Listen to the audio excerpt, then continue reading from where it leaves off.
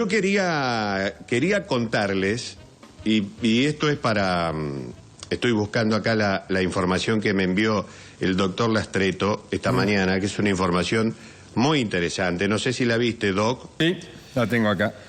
Y que plantea el tema este de abrir la cuarentena. Les pido a todos que presten atención, porque es un dato importante, es información importante para tener en cuenta que supongo los equipos de salud tendrán al alcance de la mano y lo habrán evaluado. La actitud de abrir la cuarentena ha generado un cierto aire de triunfalismo que hace que la gente salga a la calle como si esto ya hubiese pasado. Y en realidad no es así. Levantar la cuarentena, dice este informe, es muy peligroso. No es posible que no lo entendamos hasta que no pase. Somos el país que más tiempo tuvo para hacer las cosas bien y tenemos los ejemplos de cada cosa que pasó en el mundo. La curva, escuchen estos datos, la curva de contagios por COVID-19 en Argentina es similar a la de Italia en el primer mes. En Europa, los casos se dispararon después de los 35 días debido a la circulación comunitaria del virus, es decir, la circulación local. A un mes del primer caso de coronavirus positivo en Argentina, la curva de evolución de contagios tiene algunos puntos de contacto con la de Italia, el país más afectado del mundo por la pandemia que se inició a fines del 19 en China. Aunque estadísticamente se parecen, las medidas de aislamiento tomadas por los gobiernos fueron diferentes y en nuestro país esperan que la cuarentena le ponga un freno al brote. Y escuchen estos datos. En los primeros 30 días, Italia registró 1.694 casos y 34 muertos, esto es en Italia, mientras que Argentina sumó 1.265 casos, 400 menos, y 36 fallecidos, 2 fallecidos más. Pero los números son muy parecidos en los primeros 30 días.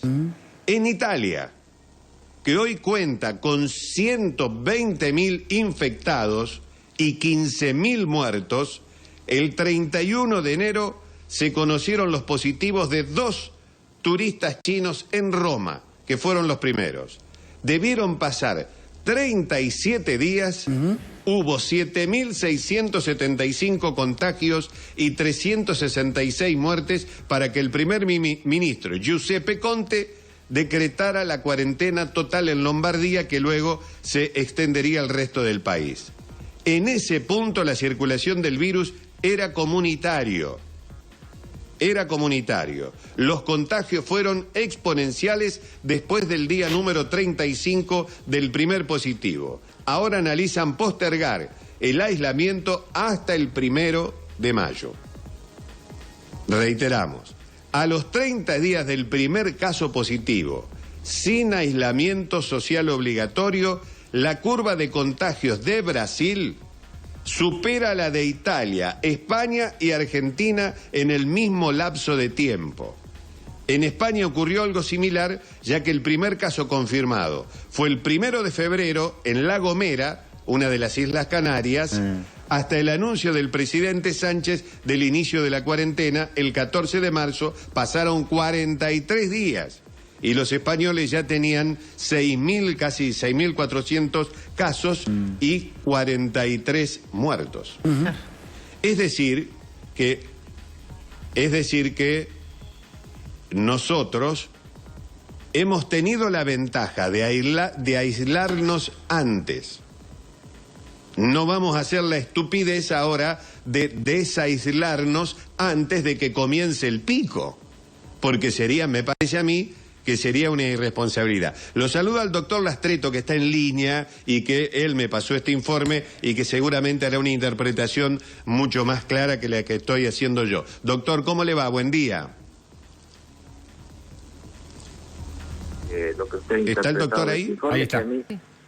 Es clarísimo lo que usted ha interpretado, que a mí cuando recibí este informe me preocupó mucho, ¿no? Porque uno dice, bueno, acá todavía estamos más o menos bien, pero si nos comparamos con otros países, la cosa empezó más o menos de esta forma, y no se tomaron las medidas adecuadamente, y la situación hoy en Italia, en España, en Estados Unidos, es alarmante.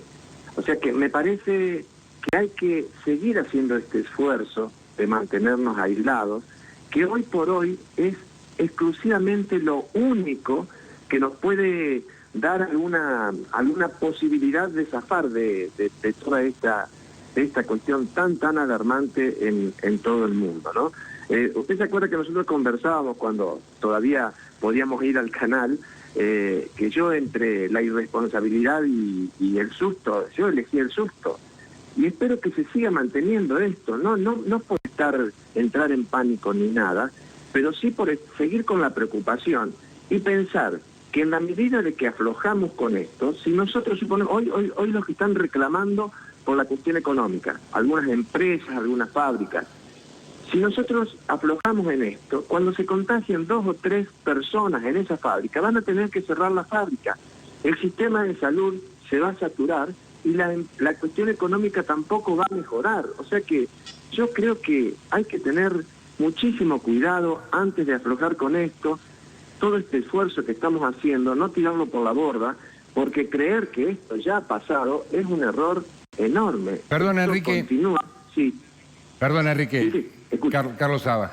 Digo, en el relato de la comparación de las estadísticas de Italia, España y la nuestra, me parece que hay un dato que es importante remarcar. Ellos lo hicieron sin cuarentena a esa evolución y nosotros lo estamos haciendo con cuarentena.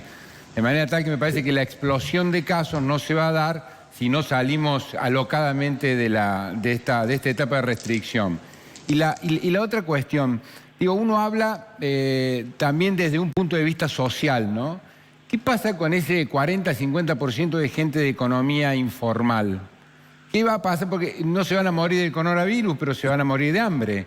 Digo, ¿cómo hacer para aunar las dos caras? ¿Cómo pensás vos que se puede establecer? Porque no es una cuestión de las grandes empresas y las grandes fábricas, son de los obreros de las grandes empresas y las grandes fábricas que no pueden trabajar. ¿Qué opinas vos? Sí, yo creo que esta es la mayor preocupación. El Estado está asistiendo a esta gente y tendrá que seguir haciéndolo y tendrá que seguir con todos estos planes de ver cómo se ayuda a los que más necesidad tienen y a toda esta economía informal que vos también contás. Ahora, si no hay salud, tampoco, si esa gente que está en la economía informal se enferma, tampoco va a poder trabajar. Y lo más grave, yo lo que quiero, a lo mejor con esto yo voy a alarmar a la gente. Bueno, corro ese riesgo. Lo más grave es que si nosotros empezamos a tener muchísimos más casos, no hay posibilidades de responder. Nuestro país no tiene posibilidades de responder porque nosotros a veces nos fijamos qué pasa en Córdoba capital, qué pasa en Capital Federal, pero hay miles de localidades que no tienen ninguna posibilidad de colocar un respirador porque no tiene gente capacitada para que lo haga, porque más allá de que se pueden conseguir respiradores, el respirador no es una cosa que se maneja solo.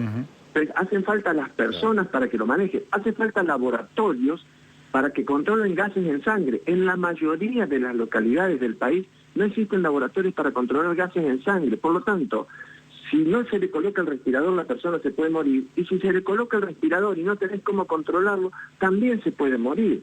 Este es el tema. Yo creo que hay que tener muchísimo cuidado, y hemos hecho un esfuerzo de 20 días, bueno, mantengámoslo. Yo repito esto, digamos, no hay posibilidades económicas si no hay salud. Si no hay salud, no hay ninguna posibilidad de trabajar. Y en la medida que los contagios continúen, esto es serio.